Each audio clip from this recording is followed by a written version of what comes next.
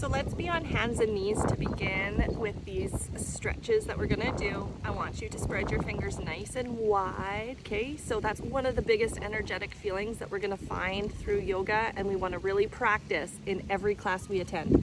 Spread your fingers. You should feel a stretch between every finger on your hand. Place it down directly underneath of your shoulder, opposite side. So take your time, really go slow. That's the beauty of these little 10-minute targeted sessions. You can really practice what we're trying to feel and achieve. So elbows directly on top of the wrists, shoulders on top of that. Everybody's gonna take a little bend in their elbows, and then imagine like you're pushing the floor away from yourself. So really energetic always, like we're coming into the top of a push-up. And you should feel almost a hollowness through your chest once you come to this position. Okay, all your energy is in the shoulder blades. We're not collapsed down into our shoulder joints at all. Instead, we're pressing away from that space. One more time, just bend your elbows just a little bit, drop your chest. Keep those fingers spread nice and wide and push, full extension here until the wrists, the elbows, and the shoulders are all in this nice, tall, energetic stack. Now you'll see this translates into coming to a full plank, same upper body and arm placement. It also translates to downward dog. Curling your toes, lifting is going to require this same position as well. So feel that energy of pushing the ground, okay? And then lift one wrist at a time, give it a shake and a roll. Place that down, spread your fingers. Opposite side, give it a shake, give it a roll. Okay, place it down, spread your fingers again. Let's go to the right hand here, and you're gonna lift it up. Okay, before we do anything with this hand, your strength right now is in the left arm. So do one of those little push-ups with one hand. Push all the way until you're away from this shoulder. Okay, this is where we want our weight to be, is in this arm. Roll your right wrist. Now we're gonna flip it over. So try to point your fingers back towards your knees. Bend your elbow here. You're not bearing weight, okay? So just place your hand delicately down. See now slowly if you can start to tuck your hips, pull your belly to your spine, and possibly straighten your elbow. Keep this right hand spread, so fingers spread. As you look down, you want to have all 5 fingers on the floor and this full flexion of the wrist joint. Take a deep breath. Good job. Give it a shake. Switch, everybody. So right hand down, really strong, okay? A little bend in your elbow, push away. Don't collapse into the shoulder. Be in a one-arm push-up here.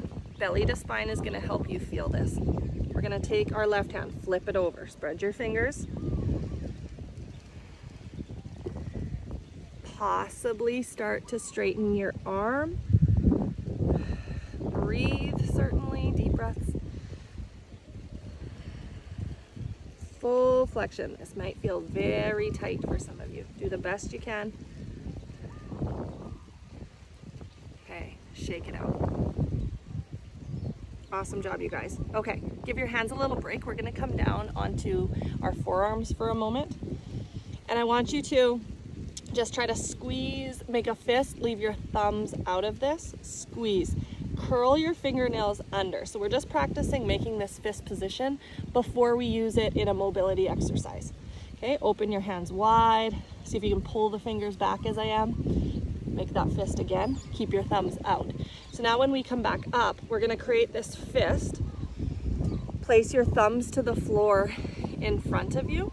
Okay, so just as I am here, and our goal is to have this smile line of your elbow forward. That ensures that the joints are stacked and that the arms are straight. So you'll see as I relax and bend the elbows, my smile lines face each other. As you push away, those smile lines come forward. Okay, so we're stable through the wrist right now, and we're stable through our hands. It's the elbow joint and the upper arms, the bones in your upper arms, that need to rotate and stack up. So just see if you can even do that. What's helpful in practicing this is that this is a good alternative. So sometimes during a practice, now I wouldn't want you to practice like this all the time, but if the wrist joint is of issue to you, say we're doing a position such as bird dog, this is an acceptable place to be. It's still very energetic.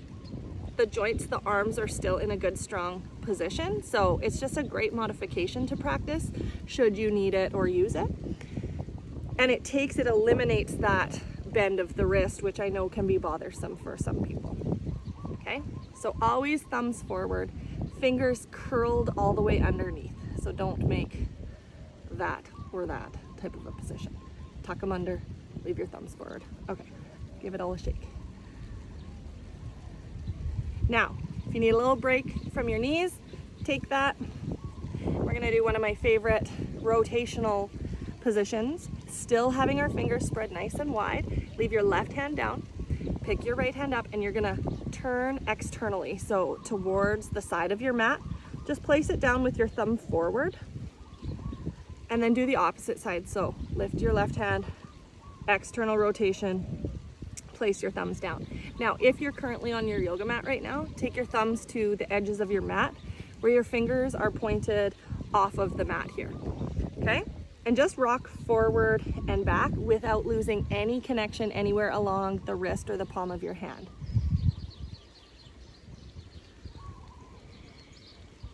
If you can bring your shoulders forward past that 90 degrees, you'll get into the thumb a little bit.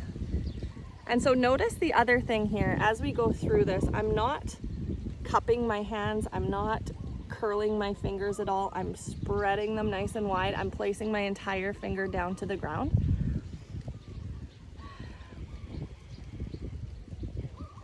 Good job. Okay, so now from here, you can do one of two things. Either curl the toes and just lift your knees to bear, or if you want to really feel this, lift up to a variation of downward dog with this hand position.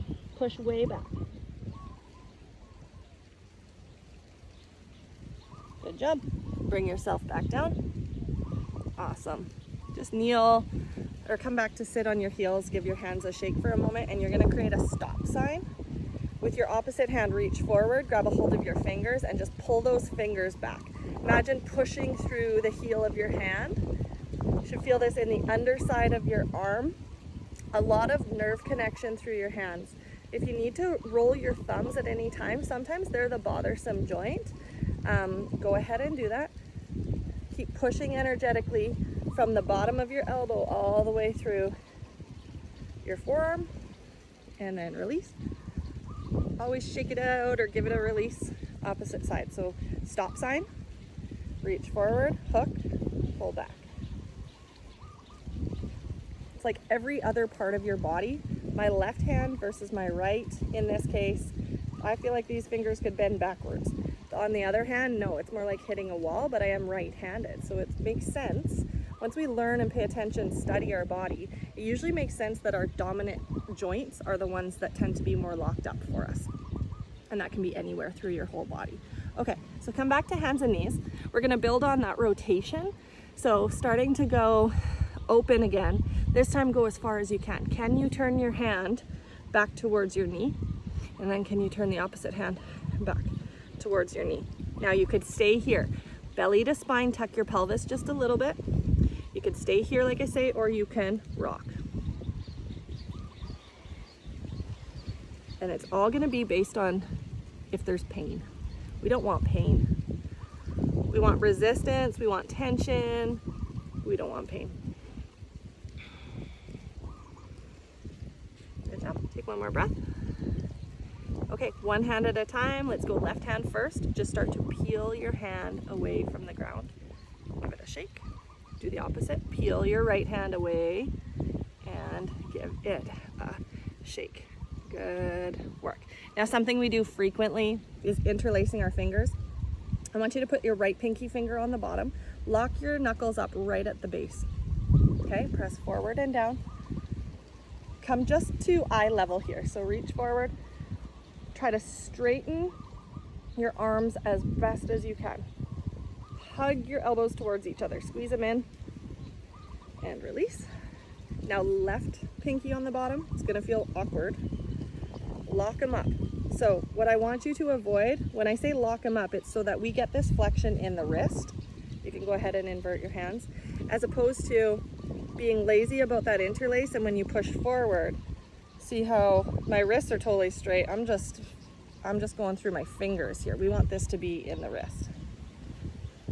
It's a bind. Good job. And shake it out. Now, quickly, I just want to show you a couple of things that you can do. Those are the best sort of stretches and movements, those rotations, the fists, flipping our hand over, interlacing. Now, when it comes to your yoga practice, two things I want to show you that you can incorporate. One of them, when you come to downward facing dog, I want you to try to pick up your fingers, and it's going to feel weird at first, but push back. So from your wrist joint back to your shoulders, back all the way through your heels. See if you can lift your fingers.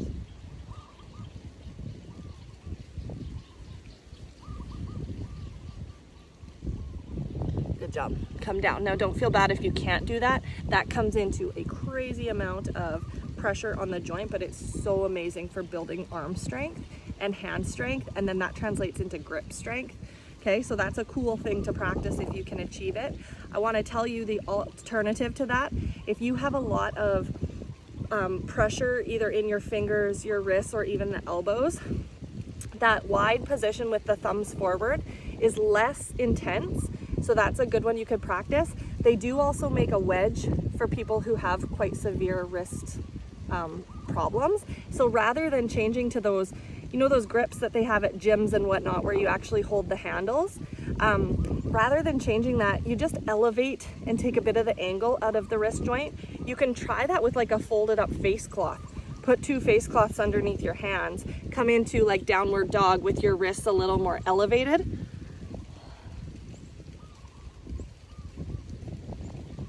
And it takes the angle out of your hands, okay? So that's something to try. Now the other thing I wanted to show you that you can incorporate is a gorilla hold. So in a forward fold, as you come forward, you can flip your hands over. Now this is for those of you obviously who can touch the ground, but rather than this hand position, do this one. Step on your hands.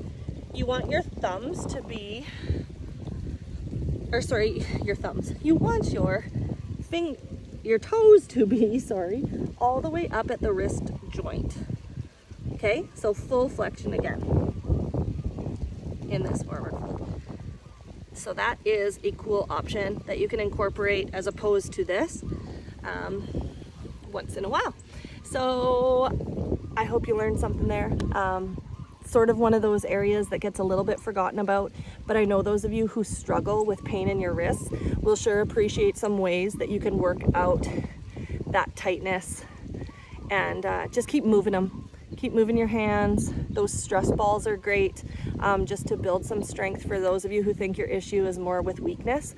And just don't ignore pain. If you're feeling a lot of pain in your wrist, you have to remember that's going to translate up into the elbow, into the shoulder, and the neck especially. It's all connected. So if you struggle with pain, seek some help from a doctor, from a massage therapist, from a chiropractor. Don't just tolerate it, okay? So that's it for today. Namaste.